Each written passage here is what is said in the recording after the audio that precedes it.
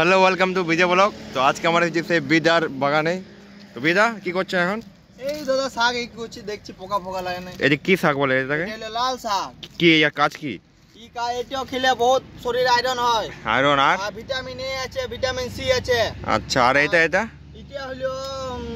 হলো কি শাক বটে, এটা এটা খাড়ি শাক। এটা হ্যাঁ। খাড়ি চিবান চিবান খায়। হ্যাঁ, আর ওইটা এটা হ্যাঁ এটা হলো ধনিয়া পাতা।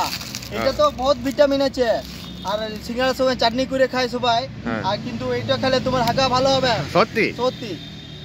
আর ওইটা আগেরটা এটা? এটা হলো পালং শাক। হ্যাঁ এই পালং শাক বেগুন দিয়ে খাবে না, হ্যাঁ হেভি টেস্ট ভাই, হেভি টেস্ট। কিন্তু কোনো পাখিনা দেখো কি বলছে, দেখো সিলেট ওয়াদের ঘরে চাষ হয়।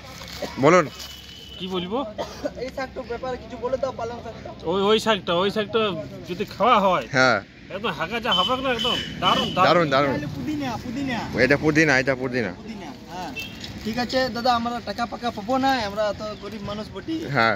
সরকার থেকে কিছু যদি বলে দাও যে হেল্প করে। তো আপনি কত বছর থেকে এটা করছেন? এটা করছি মোটামুটি 7 বছর হয়ে গেল। 7 বছর, এখন কোনো সরকার কিছু দেয় নাই? না, কিছু টাকা দেয়নি, বলেছিল দেবো, ফর্ম দিলুম, আধার কার্ড দিলুম, হ্যাঁ। কিছু পয়সা দেয়নি আমাকে।